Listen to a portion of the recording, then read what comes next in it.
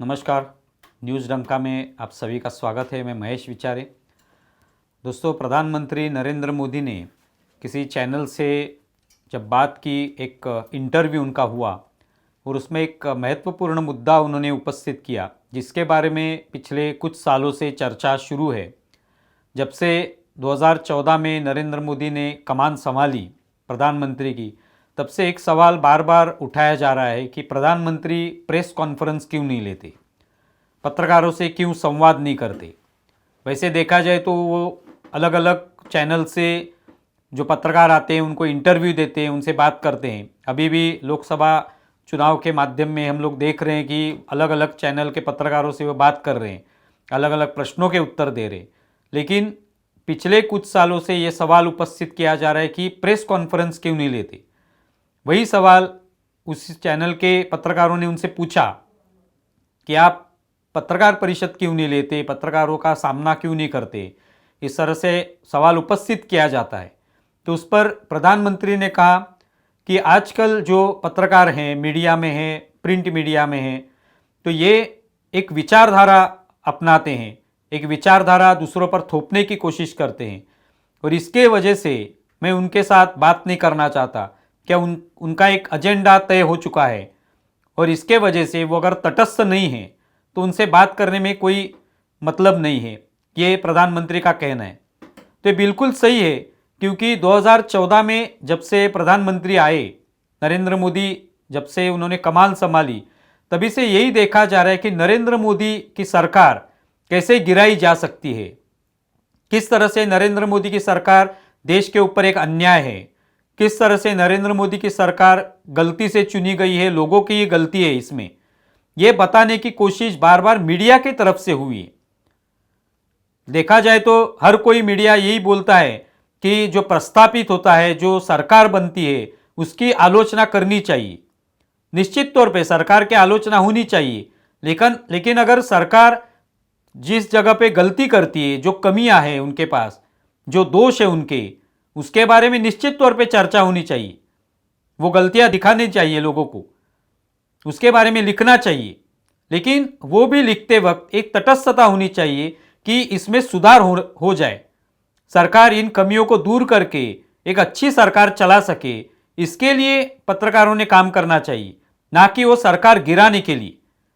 लेकिन 2014 में जब नरेंद्र मोदी की सरकार आई, तभी से हम लोग देख रहे हैं कि मीडिया में एक बंटवारा हो चुका है।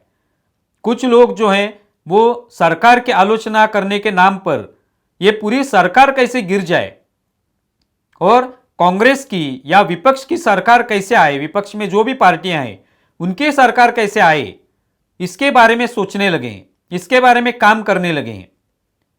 महाराष्ट्र में देखा जाए तो ऐसे कुछ समाजसेवी लोग भी हैं जो पहले तो ऐसे लगता था कि ये समाज सेवा करने वाले हैं, समाज हित में ये बात करते हैं, लेकिन आहिस्ता आहिस्ता पता चला कि ये किसी पार्टी से हैं, ये किसी पार्टी को सपोर्ट करते हैं। अभी भी हमने देखा कि कांग्रेस की जो स्टार प्रचारकों की लिस्ट थी उसमें इनके नाम आ गए, बाद में वो निकाले गए।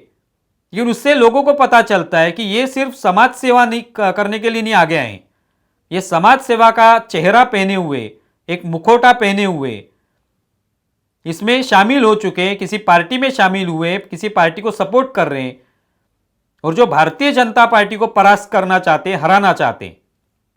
उसी तरह से मीडिया का भी हो चुका है। आज हम लोग देखेंगे कि प्रधानमंत्री की प्रेस कॉन्फ्रेंस क्यों लेना चाहते हैं, ताकि प्रधानमंत्री को कुछ ऐसे सवाल पूछे जाएं कि प्रधानमंत्री फंस जाएंगे, वो कहीं पे अटक जाएंगे, हमारे सवालों में उलझ जाएंगे, और फिर हमें उसके मजे लेने का एक मौका मिलेगा। ये वो चाहते हैं। लेकिन उससे ज्यादा वो ये चाहते हैं कि उनकी छवि खराब हो, उनकी प्रतिमा खराब हो। आज देश अलग अलग क्षेत्र में प्रगति कर रहा है, आगे जा रहा है, इकोनॉमी के क्षेत्र में हो, खेती के क्षेत्र में हो, इंटरनेशनल जो रिलेशन है उसमें। लेकिन इसके बारे में अगर कोई भी पत्रकार लिखता है या कोई बोलता है इसके बारे में, तो तुरंत उसको अंधभक्त की लिस्ट में डाला जाता है। और बाकी जो पत्रकार हैं जो कि सोचते हैं कि हम तटस्थ हैं, लेकिन वो कहीं ना कहीं भारतीय जनता पार्टी के विपक्ष में जो पार्टियां हैं उनका समर्थन करते हैं। उनका समर्थन करना यानी तटस्थ पत्रकारिता, इस तरह की उन्होंने एक व्याख्या उसकी तैयार की है, एक डेफिनेशन तैयार की है। इसके वजह से बंटवारा हुआ है। उसी वजह से नरेंद्र मोदी पत्रकारों से बात नहीं करना चाहते कि उन्होंने अपने आप को हम इस विचारधारा के हैं, हम उस विचारधारा के हैं, इस तरह से बांट लिया है। इस वजह से वो बात नहीं करना चाहते।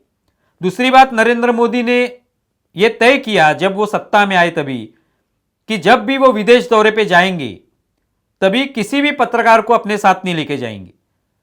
लेकिन इससे पहले जब कांग्रेस की सरकारें हुआ करती थी तभी पत्रकार उनके साथ विदेश दौरे पे जाते थे, पूरा उसका लुत्फ उठाते थे, अच्छे अच्छे होटलों में ठहरा करते थे, अच्छा अच्छा खाना खाते थे, अच्छी गिफ्ट मिलती थी। ये सब नरेंद्र मोदी ने बंद करवा दिया।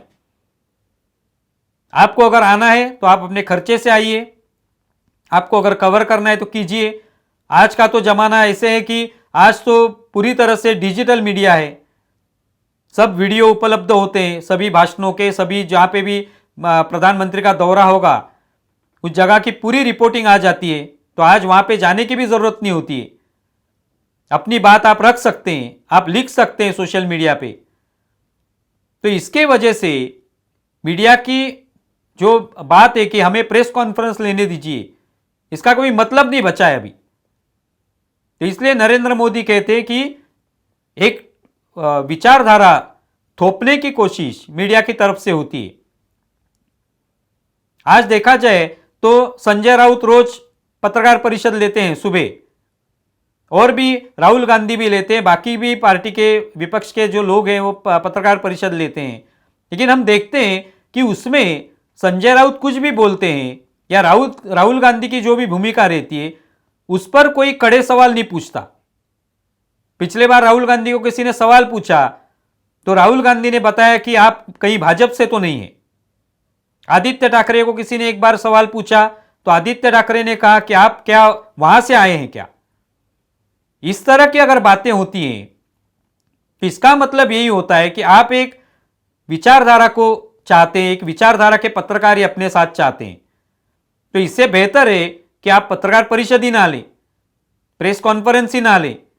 उससे अच्छा आपको जो लिखना है वो लिखे। और वैसे भी नरेंद्र मोदी के बारे में हर जो पत्रकार उनके खिलाफ हैं वो जो चाहता है वो लिखते हैं।